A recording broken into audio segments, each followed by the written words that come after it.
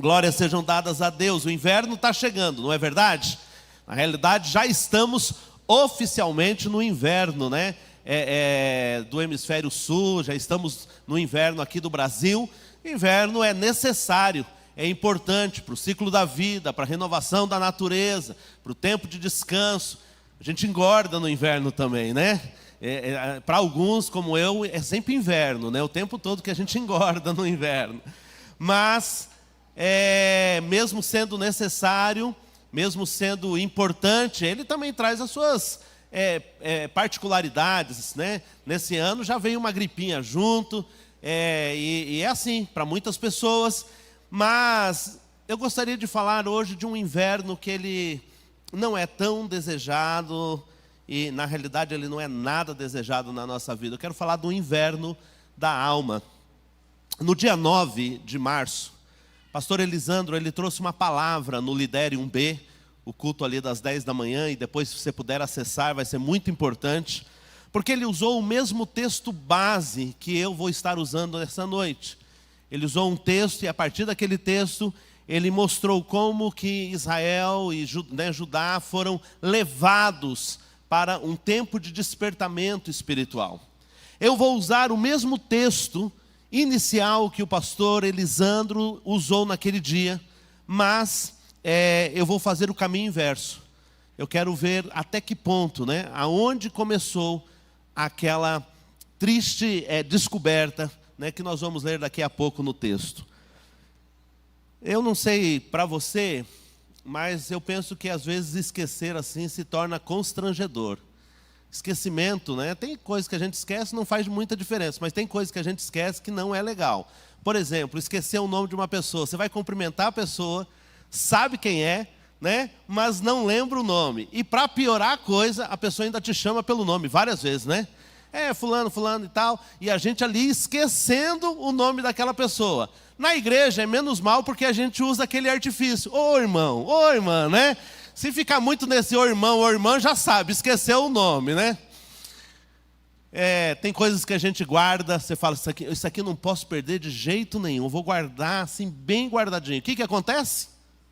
A gente esquece o lugar onde a gente guardou, daqui a pouco a gente estava revirando tudo, procurando um objeto perdido. No texto, nós vamos ver que o povo de Deus perdeu algo muito mais importante do que esquecer o nome ou perder um objeto de valor.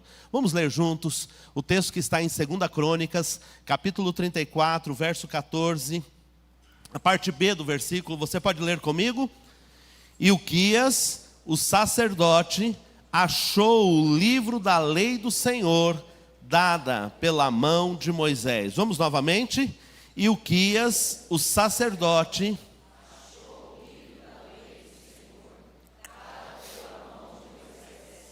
queridos, nós estamos no início do reinado do rei Josias. O rei Josias é um rei que assumiu o trono com 8 anos. E ele teve um tutor muito importante.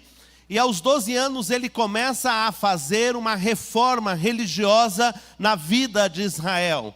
E uma dessas partes é quando ele manda fazer uma faxina no templo. Ele manda dar uma geral no templo. E olha o que é encontrado no templo: o próprio livro da lei, a própria escritura, o livro da lei, o manual de vida daquele povo, a própria constituição de Israel e de Judá havia sido abandonada. A Bíblia estava empoeirada, estava esquecida no meio do povo que trouxe para nós parte dessa palavra, a própria escritura. Que constrangedor. Lembro da história da irmã, o pastor vai visitar a irmã, e ali ele diz, olha, deixei minha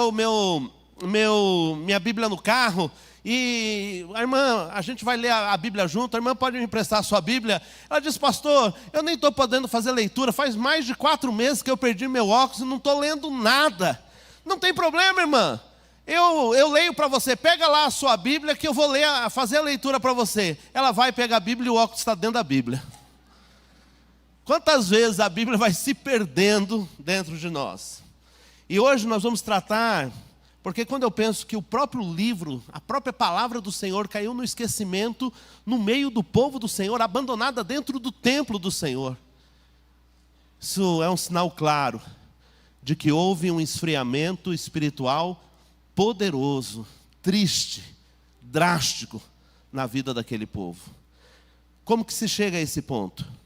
Como que nós entramos num caminho de frieza da alma, a chegar ao ponto da palavra já não ter mais valor na minha vida? Eu ouço, mas ela não me confronta.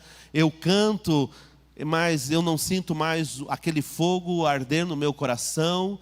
Eu oro e muita gente diz, né, e tem essa sensação, parece que a minha oração não passa do teto. Eu venho ao culto, não saio edificado. Como chegar nesse ponto? Como que chegaram ao ponto de uma frieza espiritual, de um inverno da alma? Nós vamos usar o texto de 2 Crônicas, no capítulo 32 até o capítulo 34. Mas, simultaneamente, eu vou usar algumas partes de um texto sinótico, de um texto correlato, que está em 2 Reis, capítulo 20. Então, se você está com a sua Bíblia aí, prepare, seja ela impressa, seja ela digital. Eu estava falando no culto da manhã, se ela for digital, o cuidado tem que ser maior, porque a gente pode começar na Bíblia e terminar no WhatsApp, né, no Instagram. Então, você cuidado para ficar aí concentrado na palavra do Senhor, enquanto nós vamos percorrer esse caminho que levou o povo de Deus a viver um inverno da alma. Hoje pela manhã, Aurimar disse, é inverno da alma ou inferno da alma, pastor? Eu falei, é praticamente a mesma coisa, né? O inverno e o inferno da alma. Sabe, como é o começo de um caminho aonde nós vamos estar abandonando a palavra do Senhor, aonde nós vamos estar abandonando o caminho que nos leva a aquecer o coração. Nós vamos usar três motes, três palavras bíblicas que são bem conhecidas no povo de Deus, e junto com elas nós vamos entender a história de como um povo que foi chamado para proclamar as grandezas de Deus, deixa o livro esquecido dentro do templo. O primeiro passo é: a soberba precede a queda. Repita comigo: a soberba precede até a queda. Vamos ler juntos? A soberba precede a ruína e o orgulho a queda, né? Em outra versão diz: o orgulho leva a pessoa à destruição e a vaidade faz cair na desgraça. O primeiro passo nesse esfriamento acontece com o rei Ezequias. Ezequias era um rei, um bom rei, um dos melhores, não o melhor, mas um bom rei, um dos melhores reis de Judá. Ezequias era temente a Deus. Ezequias enfrentou durante a sua vida 4 crises. Ele enfrenta primeiro uma crise política internacional, onde ele é atacado, onde o seu povo entra em guerra e Deus opera um grande livramento. Ezequias tem vitória na crise política. Em segundo momento, Ezequias, ele enfrenta uma crise religiosa. O povo estava com um coração frio diante do Senhor, o povo estava andando em iniquidade diante do Senhor, e Ezequias se levanta como rei, e junto com os sacerdotes promove um avivamento, um retorno do povo a Deus. Ele vence a crise religiosa e espiritual. Ele passa por uma terceira crise, uma enfermidade que estava destinada a gerar morte. Ele recebe inclusive um alerta para que ele colocasse a vida em ordem, tudo em ordem, porque aquela morte serviria para, aquela doença era para a morte. Ezequias, de maneira ousada, chega diante do Senhor e fala: Deus, me dá mais um tempo de vida, eu ainda não fiz tudo que eu queria ter feito. E ele vai ousando diante do Senhor. O profeta é inspirado pelo Senhor, vai até o palácio e diz: olha, Deus ouviu a sua oração e você está curado. Ezequias, ele não disse dessa maneira, mas é como se ele tivesse dito: olha, nossa época ainda não tem ressonância magnética, não tem ainda tomografia computadorizada, não tem exames de sangue aí bem detalhados, como eu vou saber que eu estou curado? Daí Deus, o próprio exame Deus que vai fornecer. Geralmente o sol só anda, né? O sol, a sombra do sol só vai para um lado, mas para que você saiba de que Deus está te curando, a sombra do sol vai voltar 45 graus, e isso ele olhou para o relógio de Ezequias, que era um obelisco que havia no meio do pátio do palácio, e ele viu o sol recuar ao invés de avançar. E ele então venceu uma crise de enfermidade. Dá glória a Deus. Ele passou por 3 crises e teve vitória. Mas na 4ª crise ele não passou. A 4ª crise foi a crise do sucesso. E na crise do sucesso, Ezequias foi reprovado. Ele conseguiu os anos a mais de vida, ele descansou, como se estivesse dizendo, estou com moral com Deus, né? E aí então, um país distante, bem distante, pequeno país na época, manda uma comitiva para presentear Ezequias e ter ali um tempo, né? Uma visita cordial. E Ezequias recebe essa comitiva internacional.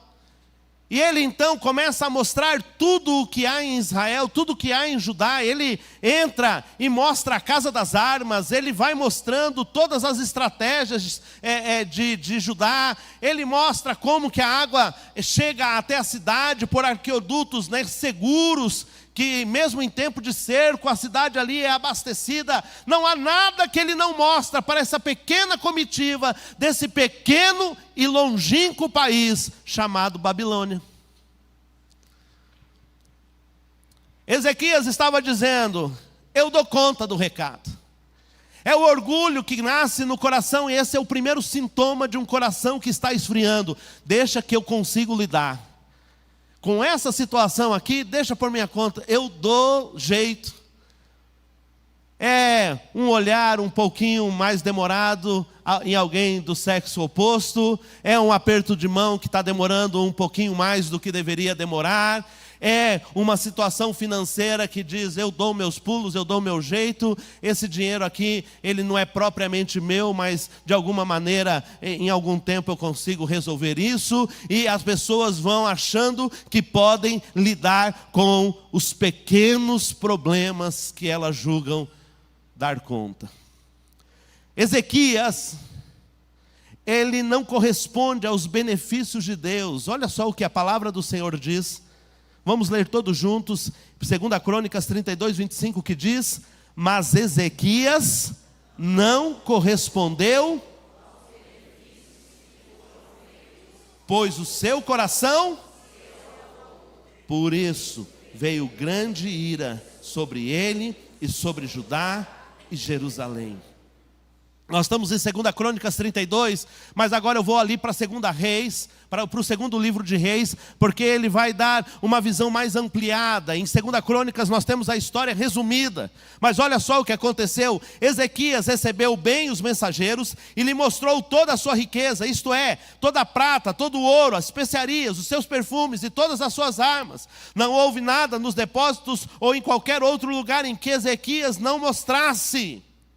Mostrou tudo, é como se ele tivesse levado aquela pequena comitiva para o meio ali, o pentágono de Judá, né? O centro estratégico, mostrou tudo. Quando se fala em casa de armas, está dizendo que ele mostrou as estratégias de guerra, o seu poderio bélico, ele não deixou nada e ele mostrou inclusive as suas vulnerabilidades.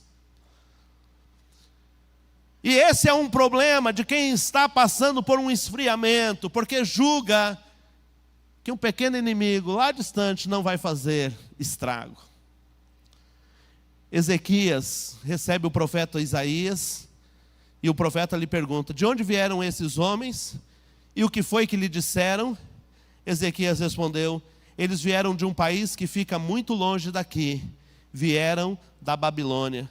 Isaías novamente pergunta e diz, o que foi que eles viram no palácio? E o rei respondeu, viram tudo.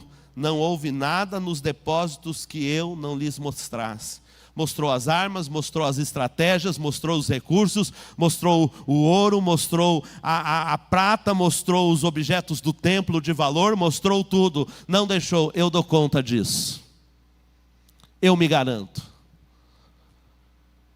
Queridos, quando o nosso coração começa a entrar num modo de soberba, nós vamos dando passos perigosos. Esses dias nós estávamos conversando, que às vezes nós pastores estamos pregando e a gente vem aqui para a beiradinha, né, do púlpito aqui, e Tem irmão que fica tenso nessa hora, né? Porque fala, uma hora não vai dar certo. Uma hora o pastor vai vacilar, né? Muitas vezes nós estamos andando assim, na beira do precipício, na corda bamba, na vida espiritual, dizendo, eu dou conta, daqui eu não caio. Daqui eu não caio. Tem gente vivendo em cima do muro. É orgulho. E alguém já disse o seguinte, que tinha alguém em cima do muro, e de um lado Deus e o Senhor Jesus, ei, desce, pula para cá, aqui é o seu lugar. E insistindo com a pessoa, estava em cima do muro, vem para cá, não fica aí é perigoso, desce, pula para cá. Do outro lado estava o diabo, tranquilo, assoviando, braços cruzados. Deus insistindo, Espírito Santo, tentando convencer, pula para cá. Camarada que estava em cima do muro, viu de um lado a insistência de Deus, do outro lado até o desprezo de Satanás. E ele olha para o diabo e fala, ei, Deus está me chamando do outro lado, você não vai me chamar para pular para o seu lado? O diabo falou para ele, não tem problema, o muro é meu. Se você já está em cima do muro é porque você já está comigo. É o orgulho de quem acha que pode dar conta. Sabe o que Isaías fala? Agora nós lá em 2 Reis capítulo 20, Isaías, ele disse ao rei, assim o Senhor diz, vai chegar o tempo em que tudo que está no seu palácio, isto é, tudo que os seus antepassados ajuntaram até hoje, será levado para a Babilônia, não ficará nada. Alguns dos seus próprios filhos serão levados como prisioneiros e feitos eunucos para trabalhar no palácio do rei da Babilônia. A palavra do Senhor diz que quando Ezequias ouve essa palavra, o que ele faz? Queridos, quando a gente ouve uma repreensão dessa, o que a gente faz? A gente se joga no chão, rasga as vestes, chora diante do Senhor, diz, Senhor, tem misericórdia. É isso que Ezequias faz? Não, olha só o que a palavra do Senhor diz. O rei Ezequias entendeu que essa palavra não ia acontecer durante a sua vida e que durante a sua vida haveria paz e segurança. Por isso ele disse, a mensagem que o Senhor está dando é boa. Ezequias despreza passar o legado para os seus filhos. Ezequias despreza que as consequências do seu orgulho vão refletir nas gerações futuras. Queridos, hoje você diz assim, é só uma frieza, isso aqui é entre eu e Deus, é só um perdão que eu não concedi, isso aqui não vai ter consequências. Vai ter consequências. E tem gente dizendo, não, mas eu já estou garantido, eu já vou para o céu mesmo, fica tranquilo, mas não é assim. Ezequias começa com um pequeno traço de orgulho. Durante os 15 anos a mais que Deus deu de vida para Ezequias, ele teve um filho, o seu filho chama Manassés. E Manassés se torna o pior rei de Israel, de Judá. E eu gostaria de falar com você o segundo passo. Se o primeiro passo é a soberba, o orgulho que precede a queda, o segundo passo é um abismo chama outro abismo. Você pode ler? Um abismo chama outro abismo. É o que está no livro dos Salmos, que diz, um abismo chama outro abismo, ao ruído das suas catadupas, todas as suas ondas e vagas têm passado sobre mim. Na realidade, o contexto aqui é até um outro contexto, mas essa é uma referência forte para nós que conhecemos a palavra de Deus, né? Um abismo chama outro abismo, uma desgraça vai trazendo outra desgraça. Alguém já disse, problema nunca vem sozinho. E é realmente um conceito importante na nossa vida espiritual. Manassés é um rei que aprofunda o caminho do orgulho do seu pai e entra num caminho de iniquidade. Olha só o que 2 Crônicas 33, do versículo 3 a 5, diz que foram os atos de Manassés. Ele foi o pior rei de Judá. Ele reedifica altares que haviam sido quebrados por seu pai, e ele edifica altares profanos dentro do templo do Senhor. O texto diz no versículo 2 o seguinte, ele fez o que era mal aos olhos do Senhor. Isso é muito genérico, a gente pode dizer, uau, fez o que era mal aos olhos do Senhor, mas quando ele começa a discriminar o que era esse, fez mal, mandou construir altares pagãos no altos de Israel, profanou o templo de Deus, no versículo 4, participou de toda sorte de espiritismo e feitiçaria, consultando médiuns, no versículo 6, e para piorar, sacrificou os seus próprios filhos aos deuses pagãos. Esse foi Manassés. Manassés é a tipificação da iniquidade. Quando a gente aceita, queridos, a iniquidade no nosso meio, alguma coisa está muito errada. Quando a gente começa a aceitar atos de iniquidade no dia a dia, algo está muito errado. Tem algo na minha TV, na sua TV, ali no seu codificador, que é o controle remoto. Eu é que escolho o que vai entrar na minha casa, eu é que escolho o que vai influenciar a minha mente. E aquilo que influencia a minha mente vai descer no meu coração. Não é possível, não pode haver, queridos, não é uma questão de legalismo, de crente pode fazer isso, não pode fazer aquilo, mas o que você está trazendo de volta para a sua vida? E muitas vezes estamos vivendo dentro de um cativeiro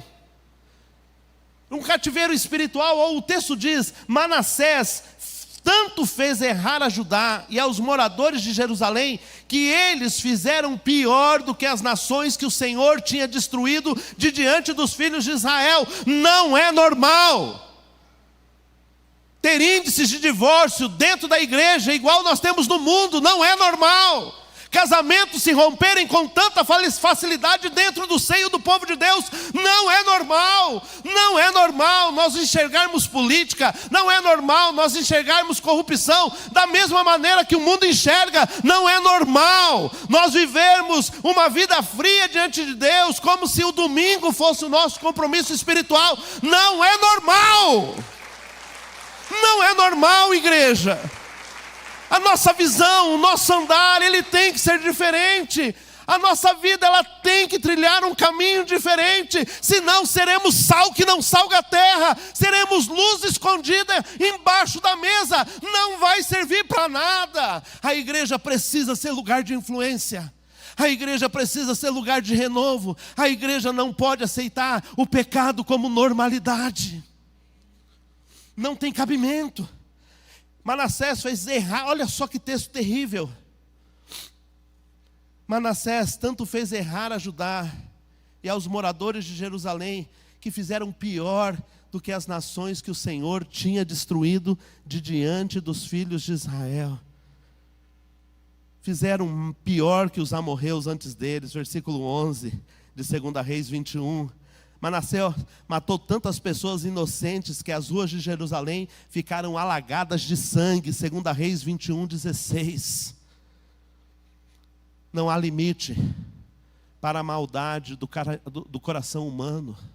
Nós não podemos brincar, queridos, de crente. Nós não podemos brincar de evangélicos. Ou estamos altamente comprometidos com o evangelho e com os padrões de Deus, ou nós estamos vivendo uma grande farsa. Não há meio termo.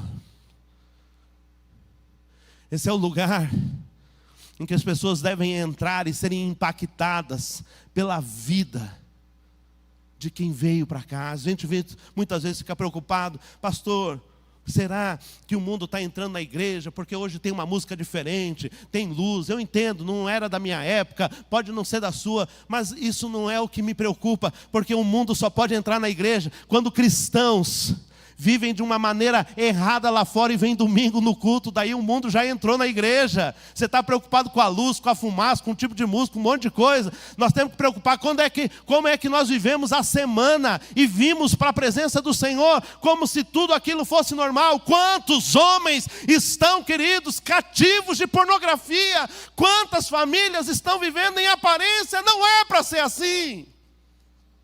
Não é para ser desse jeito. A palavra do Senhor diz que Manassés, ele foi para o cativeiro. E olha só que triste. Deus não abriu mão de Manassés. Deus ainda queria o coração de Manassés, mas veio um cativeiro. E eu queria que você fosse comigo lá no versículo 11, de 2 Reis 21, porque a palavra do Senhor diz: pelo que o Senhor trouxe sobre eles os comandantes do rei da Síria, os quais prenderam a Manassés, presta atenção, colocaram um gancho no seu nariz, amarraram-no com cadeias de bronze e o levaram para a Babilônia. Sabe, igreja, a gente começa a brincar com um pecadinho. Pecadinho que a gente vai dar conta. Pecadinho que a gente vai conseguir segurar a onda. Mas quando a gente olha, daqui a pouco nós estamos presos pelo nariz. Já sem poder, sem controle. Aquilo que era um flertezinho, agora está destruindo uma família ou duas. Eu estava no Colibri no ano de 1988. Eu era seminarista aqui da igreja e eu cuidava da missão lá no Colibri. E eu estava fazendo um evangelismo, a gente fazia um evangelismo, e eu entrei num bar para tomar uma água. Eu estava com Bíblia, com alguns folhetos. Eu entrei num bar para tomar água. E quando eu entrei parado ali naquele balcão, aqueles barzinhos de vila, né? Aqueles barzinho mesmo. Tinha um rapaz jogando sinuca, ele diz: eu detesto crente. Pensei, acho que é comigo. E ele continuou falando: crente não pode nada. Crente é escravo do pastor. Eu falei, agora eu tenho certeza, deve ser comigo mesmo. Eu falei, mas por que você não gosta? Não, não pode, vocês não podem fazer nada. Pastor proibiu lá, vocês estão aqui, vocês não têm liberdade de fazer nada. Eu falei, esse homem era o Admilson. Admilson era um pai de santo, um dos mais famosos ali da região do Alves Pereira, do Colibri, da Universitária. Eu falei, é verdade? Você pensa assim? Penso. Eu falei, não, então nós vamos fazer aqui um trato, nós vamos fazer aqui um acordo. E eu quero dizer para vocês, não façam isso em casa, tá? E eu falei para ele, vamos fazer o seguinte, uma semana, a contar de hoje, a contar de agora, eu vou fazer tudo que você faz. Eu vou beber, eu vou fumar, eu vou julgar. E você vai deixar de fazer tudo que você faz, só vai fazer o que eu faço. Você vai na igreja, você vai orar, né? Você não vai fazer as coisas que você faz e eu vou fazer as coisas que você faz. Você vai fazer as coisas que eu faço e eu faço as suas. Está combinado? Ele falou, está doido? Eu nunca vou conseguir viver sem minha cachaça e meu cigarro. E eu perguntei para ele, quem é o escravo? Quem é que tem liberdade e quem é que está cativo? Domingo estava tendo culto. Quem chega lá na igreja, na congregação, Admilson, emburrado, braço cruzado. Meio do culto, a gente vai para um momento de oração, Edmilson cai possesso. É aquela bagunça, o Senhor liberta. E a gente vai começar discipulado com Admilson. E aqui Admilson, e vamos.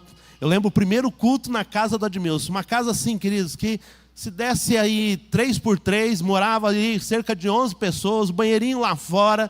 Gente simples. Devia ter umas 11 pessoas na casa naquele dia. 9 caíram possessos.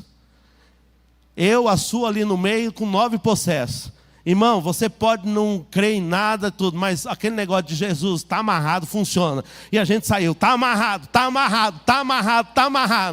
Depois a gente vinha um por um, libertando em nome de Jesus. E por incrível que pareça, um monte de amarrado ali pelo poder do sangue de Cristo Jesus.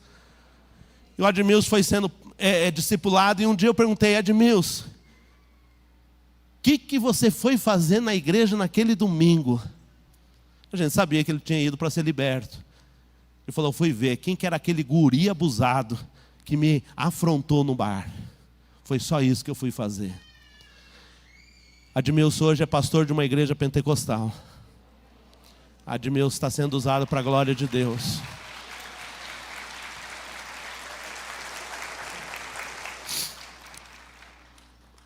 Mas o cativeiro, preso pelo nariz, amarrado em algemas, começa em atitudes de iniquidade que nós vamos trazendo para dentro da nossa vida.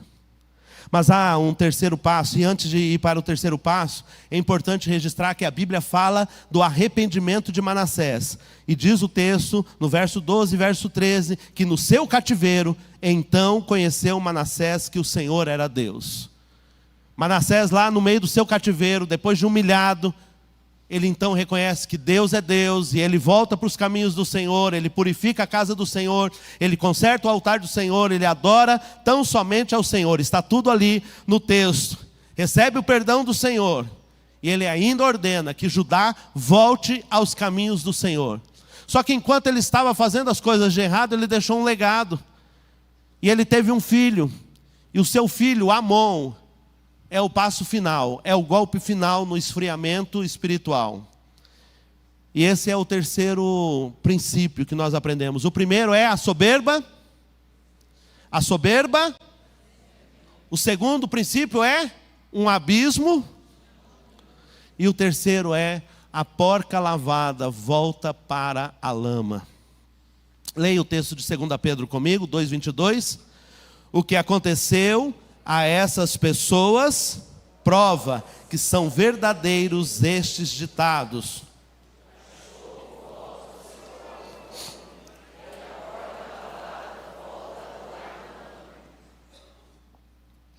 Esse é um texto duro. Eu imagino que você saiu de casa hoje e falando, vou para a igreja receber uma palavra do Senhor, voltar animado para casa, né? Daí nós estamos apanhando junto aqui, né? Esses dias alguém chegou e falou, pastor, o senhor bateu doído na pregação. Eu falei, ó, fica tranquilo, porque antes de vocês apanharem tudo junto, eu apanhei sozinho do Senhor, lá dentro do meu quarto. Então eu estou pregando aquilo que o Senhor tem falado comigo, primeiramente. Do padrão de santidade que Deus exige, de purificação que Deus quer. Sabe? Essa palavra de 2 Pedro, ela é muito dura. E ela não fala às pessoas que estão de fora. Essa porca aí que está na lama, não é a pessoa que está no mundo. Vamos ler o texto inteiro, 2 Pedro 2:20 diz, portanto, presta atenção para quem é essa mensagem. Aqueles que chegaram a conhecer o nosso Senhor e Salvador Jesus Cristo e que escaparam das imoralidades do mundo, mas depois foram agarrados e dominados por elas, ficam no fim em pior situação do que no começo. Teria sido muito melhor que eles nunca tivessem conhecido o caminho certo, do que depois de o conhecerem, está falando da gente, voltarem atrás e se afastarem do mandamento sagrado que receberam. O que aconteceu a essas pessoas são a prova de que são verdadeiros os ditados. O cachorro volta ao seu próprio vômito e a porca lavada volta a rolar na lama. Amon, ele é neto do orgulho e filho da iniquidade. Ele é neto de Ezequias e é filho de Manassés. Começa com orgulho, começa com um sentimento. Eu já sei, por que eu não tenho que vir em escola bíblica aprender? Eu já cheguei no nível que o que estão oferecendo lá é pouco para mim. Eu já estou resolvido nisso. Por que eu tenho em cultos? Vou ser crente na minha casa mesmo. Começa assim, com orgulho bobo.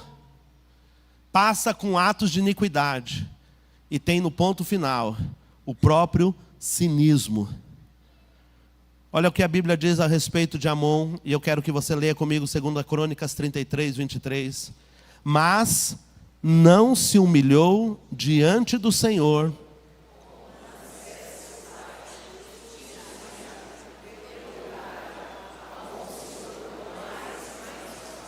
Mais e mais culpável.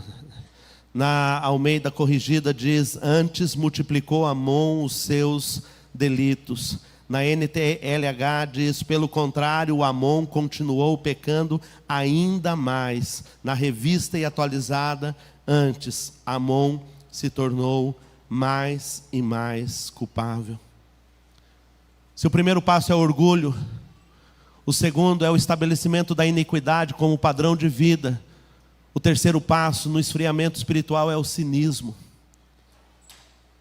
O cinismo, ele é a pessoa que está aqui na igreja e diz o seguinte, olha pastor, eu não sou melhor do que ninguém, mas também não sou pior. Eu posso estar assim, Mas olha, eu quero dizer que na sua igreja tem gente pior do que eu. Cuidem. Eu atendi uma pessoa em Vitória, quando eu pastoreava ali. E essa pessoa, ela falou: pastor, eu estou saindo da igreja, eu queria falar com o pastor os motivos que eu estou saindo da igreja. E ele veio, eu atendi, e ele me deu 5 motivos pelo que ele estava saindo da igreja. Eu perguntei para ele: você tem tempo? Ele falou: eu tenho. Então eu quero te compartilhar alguns motivos que eu tenho para sair da igreja. Eu compartilhei com ele 10 motivos que eu tinha para sair da igreja. Ele falou: pastor, mas é a igreja, a sua igreja, né? Que eles confundem isso, acham que é nossa, né? É a sua igreja. Eu falei: não, sim, é a igreja que eu pastorei, mas não concordo com isso. A atitude de irmão assim me tira do sério. Essa aqui faz ferver o meu sangue. Isso aqui é para mim uma abominação. Eu estou aqui, mas estou vendo. Se você tem 5 motivos, eu estou 10. Se você me der 10, eu te dou 20. Mas eu tenho um motivo só para estar aqui, e o motivo que me traz aqui é fazer a vontade de Deus, e é mudar, e é viver conforme o Senhor quer. Amon, Ele está dizendo para mim e para você: ninguém. Amon está dizendo para mim e para você: olha, vamos nivelar por aqui. Nós não estamos tão bem assim, mas também nós não somos daquelas igrejas assim. Queridos, qual é a nossa régua? Qual é o nosso padrão? Qual é a nossa medida? A nossa medida é o irmão que está ao meu lado. A minha medida é o irmão que está sentando ali. É aquele camarada que cai e depois levanta. Quando o Senhor me chamou para o ministério, Ele disse ali, nas palavras de Paulo ao Timóteo: seja o modelo no amor, no trato, nas palavras. Seja o modelo. Sabe o que Paulo estava dizendo para o pastor? Ele estava dizendo: pastor, está vendo a pessoa que mais ora? Você tem que servir de modelo para o que mais ora. Sabe a pessoa que mais ama na igreja? Seja modelo para o que mais ama. A régua está lá em cima. Eu falo pessoal do louvor, a gente divide aqui 40 minutos, eu prego 40 minutos, vocês cantam 40 minutos. É justo, igreja. É justo. Falar: o pastor tem que estar com a vida aqui. Mas no louvor a gente pode raliar. Não é. Você viria ouvir um pastor que sai daqui e vai para a cervejinha? Não, fala para mim. Você viria aqui ouvir um pastor que vem pregar aqui e depois você sabe que tem um casinho ali, uma coisa esquisita, mal contada? Eu não viria. Então eu falo pessoal do louvor: esse lugar aqui é perigoso, porque a régua aqui é alta.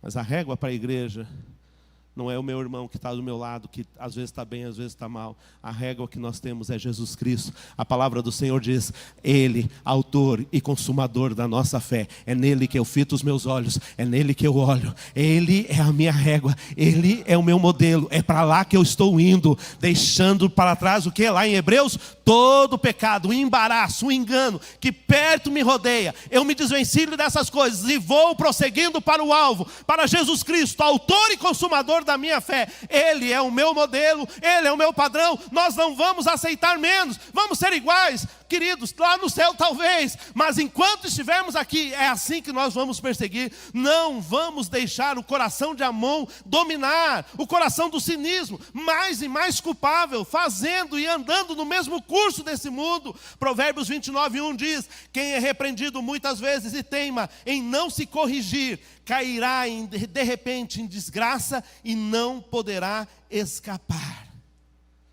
Deus está nos dando uma oportunidade nesse tempo de revermos os nossos valores, de revermos os nossos procedimentos e tomarmos um caminho de santidade, de purificação.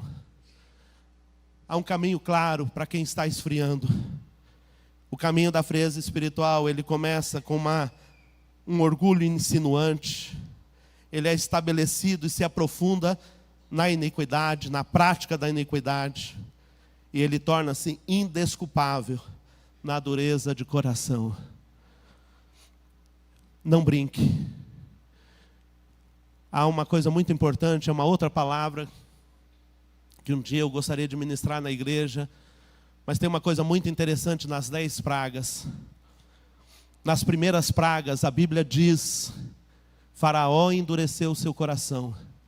Ele recebia a palavra de Deus e endurecia o seu coração. Da 6ª praga em diante, a palavra do Senhor diz: e Deus endureceu o coração de Faraó. Por chegar um momento em que não é que Deus não pode perdoar, mas o nosso coração está extremamente endurecido.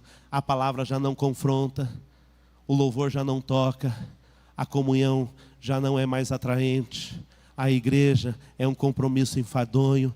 Aquilo que um dia foi festa, aquilo que um dia foi júbilo, aquilo que um dia foi alegria, aquilo que um dia nos moveu, hoje para nós se torna um peso. Que a gente não viva o inverno da alma. Eu queria terminar falando que nós temos um caminho diferente a seguir. E é em Josias. Josias é um rei que assume o trono, ele é filho de Amon, neto de Manassés, bisneto de Ezequias. Mas Josias levanta e quebra o ciclo do pecado. Eu quero daqui em diante, porque nós já vamos ter pouco tempo, eu queria que em casa você ouvisse a palavra do dia 9 de março de 2025, do culto das 10 horas, pastor Elisandro, aonde ele vai falar do momento em que acha o livro em diante, vai falar com muitos detalhes. Então seria muito importante você receber também essa ministração. Hoje, eu quero só apresentar para você que existe um outro caminho. Se um caminho leva à frieza, se o orgulho, iniquidade, cinismo levam para a frieza, há um caminho de avivamento. E esse primeiro é um caminho radical. Josias acha o livro no templo, o profeta traz, e ele então começa uma reforma espiritual. Olha só, 2 Crônicas 34, versículo 2. Josias fez o que agrada ao Senhor, seguiu o exemplo do seu antepassado, o rei Davi, e não se desviou nem para um lado e nem para o outro. Primeira decisão é entrar num caminho radical, sem se desviar, sem quebrar valores da palavra, sem negociar a palavra, sem interpretar. A gente quer muitas vezes fazer um cristianismo à nossa imagem e semelhança. A gente quer um Jesus bonzinho. E eu gosto de dizer sempre, Deus é bom, mas não é bonzinho. Repita comigo, Deus é bom, mas não é bonzinho. Sabe que a diferença? Deus é bom, Ele opera a justiça, Ele faz o bem, Ele nos melhora. Mas Ele não é aquele Deus, ai, paz e amor, que legal. É assim mesmo, você caiu, mas não tem problema. Não, Ele vai corrigir o seu pecado, Ele vai quebrar a perninha se for preciso, vai pôr no lugar, vai doer, e Ele vai pôr para te andar. Mas isso depende de que você não negocie os valores da palavra. Em segundo lugar, um caminho de santidade, repita comigo, um caminho. 4 anos mais tarde começou a purificar a terra de Judá e a cidade de Jerusalém. Olha só, o texto completo diz, destruindo os lugares pagãos da adoração, os postes ídolos e as outras imagens de pedra e de metal. Não deixe que antigos ídolos que foram quebrados, lembra o dia da sua conversão? Quem é que lembra o tempo da sua conversão? A gente saiu quebrando tudo, irmãos. Eu quebrei. E você estava no culto da manhã? Não? Rapaz, eu tinha um disco do Júlio Iglesias.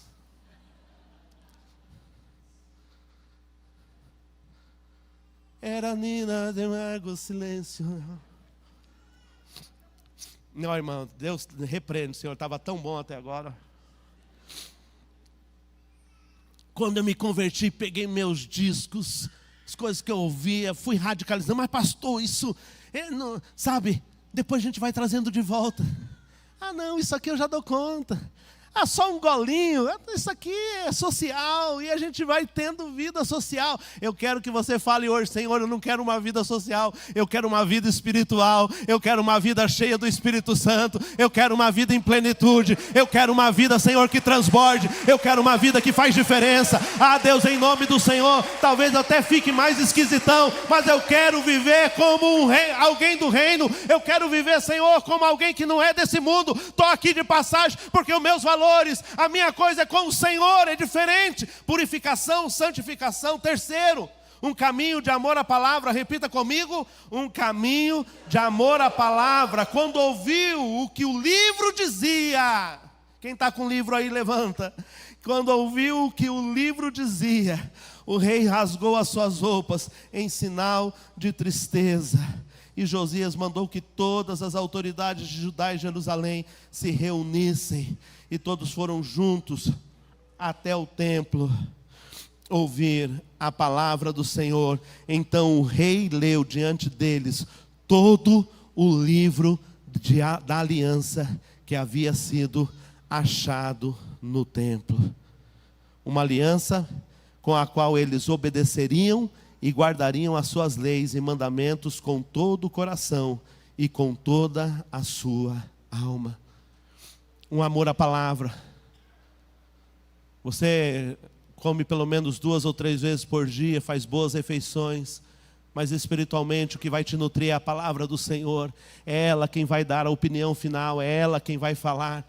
Quando nós estávamos orando, estamos orando pela vida do pastor Gilson, Deus me deu uma palavra, é a palavra pela qual eu tenho me apegado, é quando ele diz ali em Romanos, que Abraão creu contra a esperança. Sabe? Nesse último mês, queridos, tirando os 2 últimos dias, cada dia era uma notícia pior, era um agravamento na saúde do pastor Gilson. Eu falava com a Su, mas o meu coração está de um outro jeito. E aí o Senhor me mostrou lá na sua palavra, vai crendo contra a esperança. Qual é a última que morre, queridos? Qual que é a última que morre? A esperança. Pode morrer, porque depois da esperança ainda fica a sua fé, queridos. Ainda vem a palavra do Senhor e ela permanece em nome do Senhor Jesus. Eu não sei exatamente o que Deus tem reservado para o nosso pastorzão, mas uma coisa eu sei, o Senhor tem me alimentado nesses dias com a sua palavra, em nome do Senhor Jesus, é nela que nós devemos nos alimentar. E por fim, um caminho de perseverança. Vamos ler todos juntos? Enquanto Josias viveu, o povo não deixou de obedecer ao Senhor, o Deus dos seus antepassados. Você pode se colocar em pé. Há um caminho para o esfriamento. Ele passa pelo orgulho, pelos atos de iniquidade, pelo cinismo, mas há um caminho do avivamento. E o caminho do avivamento, ele começa com uma decisão radical. Você pode ler comigo? Começa com uma decisão, passa por um processo, se fortifica no amor à palavra, se consolida dia a dia na perseverança. Sabe, Deus precisou de uma criança de 8 anos para quebrar um ciclo de iniquidade no povo de Israel. Deus quer aqui que a gente esteja sedento como crianças, pronto, disponíveis para Ele nos moldar da maneira como Ele deseja. Que essa seja a nossa oração.